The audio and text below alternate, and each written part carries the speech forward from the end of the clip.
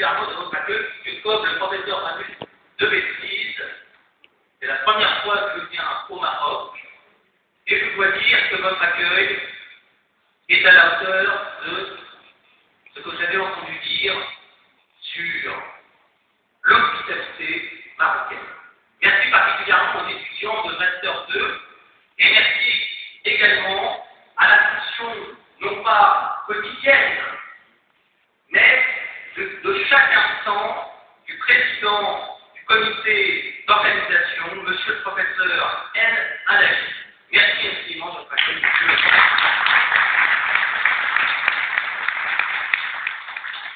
Lorsqu'en 1989, je découvris sur les écrans cinématographiques français le film Le cercle des poètes disparus, je ne pensais pas, je n'imaginais pas, je n'espérais même pas avoir le bonheur, la chance et le privilège de découvrir un professeur pouvant exprimer le thème de ce film, le refus du conformisme, l'épanouissement personnel et le goût de la liberté.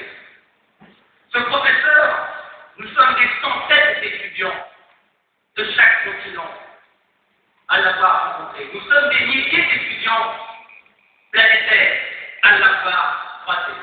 De tous les âges, de toutes les conditions, de tous les continents. Nous sommes tous venus aller à l'université Paris 2 à Sas, dont nous allons en pèlerinage écouter ce grand homme de la société internationale. Et lorsque nous ne sommes pas allés à lui, il est venu à nous. Vous l'avez tous reconnu, il s'agit du professeur André Martin.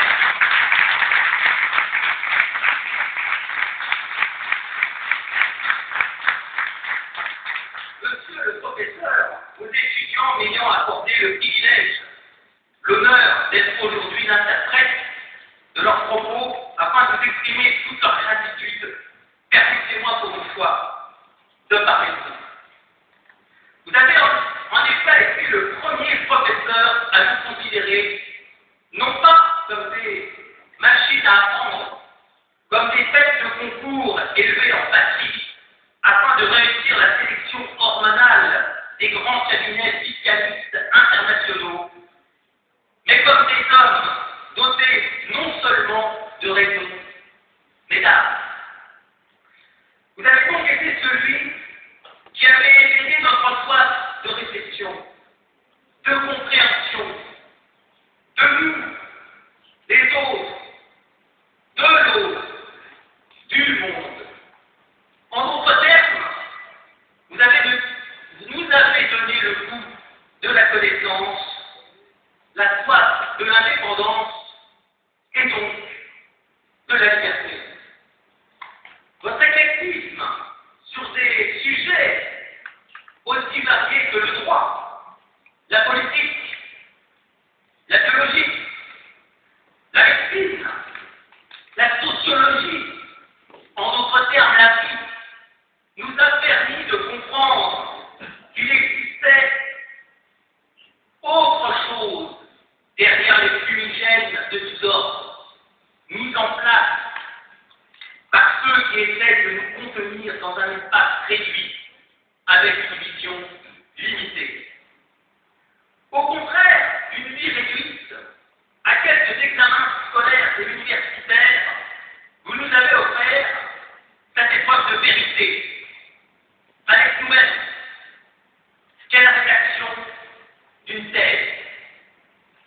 Vous nous avez, dans un premier temps, offert une tribune, notre première et inoubliable tribune, qui est la prise de parole lors des universités fiscales de printemps, devant un parterre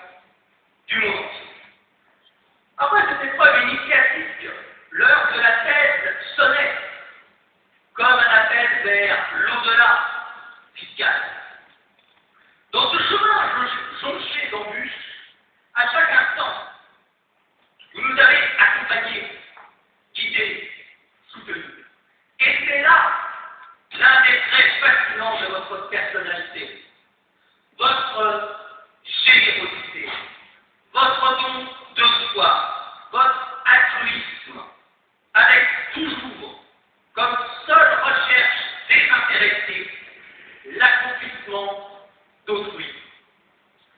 Loin de nous avoir intégré à nous-mêmes votre accompagnement dans nos recherches, notre rédaction, l'élaboration devant nos yeux émerveillés de vos fameux plans constitués de titres ciselés et se répondant parfaitement, nous a fait prendre conscience d'autres valeurs, d'autres chemins, d'autres paradigmes. Vous comprenez donc que notre relation à votre égard est devenue bien plus que cet élève envers son professeur. Mais comment ne pas parler de l'autre aspect du professeur Martinez, l'homme politique, celui qui dans les années 1980 allait défendre la France à l'autre bout du monde, défendant la Nouvelle-Calédonie française. Puis le député national, le député européen, puis aujourd'hui le représentant des syndicalistes du monde entier. Le choix d'une autre voie, l'homme politique qui choisit, grâce à la fuite du peuple, de rencontrer ceux qui ne sont plus les puissants. Vous en citiez un hier à la tribune, monsieur le professeur, un homme d'État déchu par des organisations internationales qui hier étaient encensées par d'autres. Vous avez toujours été aux côtés des plus faibles. Vous avez toujours été de ceux qui combattaient pour une autre voie. Cet homme politique député ne nouvelle pas d'un parlement aussi euro-méditerranéen.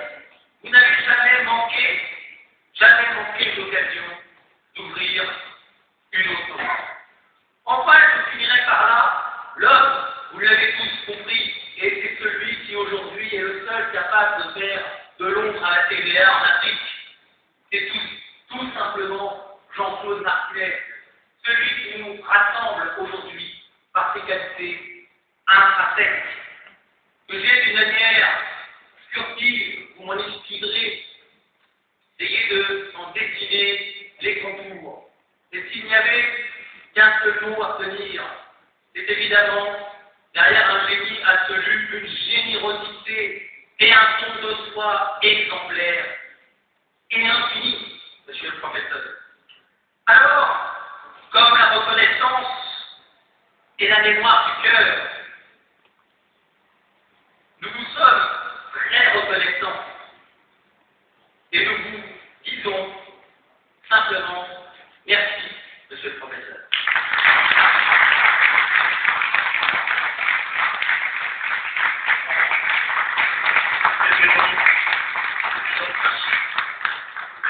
La chute faite par M. Dominique Joly pour ce qu'il le conseil général honoraire de l'Île-de-France, de la Fédération d'Île-de-France. Voilà. Donc c'est notre représentant. Nous souhaitons aussi toutes les chances pour que lui aussi puisse un jour dire voilà, je vais défendre le Congo, je vais défendre l'Afrique, je vais défendre la Nouvelle-Calédonie en votre qualité de fiscaliste politique.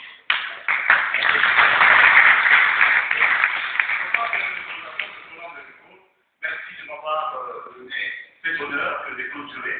C'est toujours un plaisir. Et je crois que nous avons devant un petit peu de ce Martinez, faites votre courage, je vais en passer de votre la parole.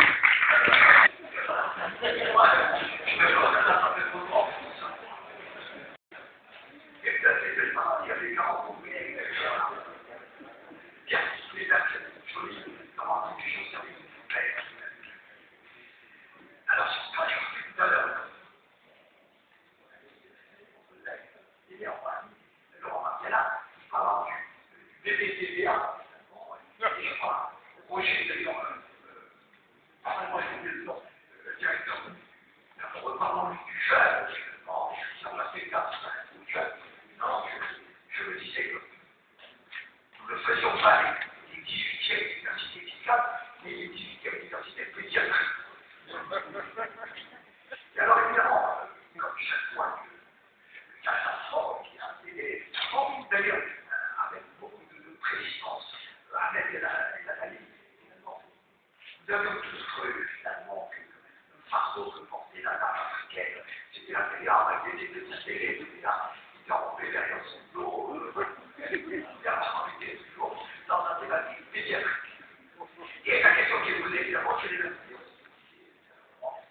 sur du bébé. Il y a un petit grand, la bière, etc.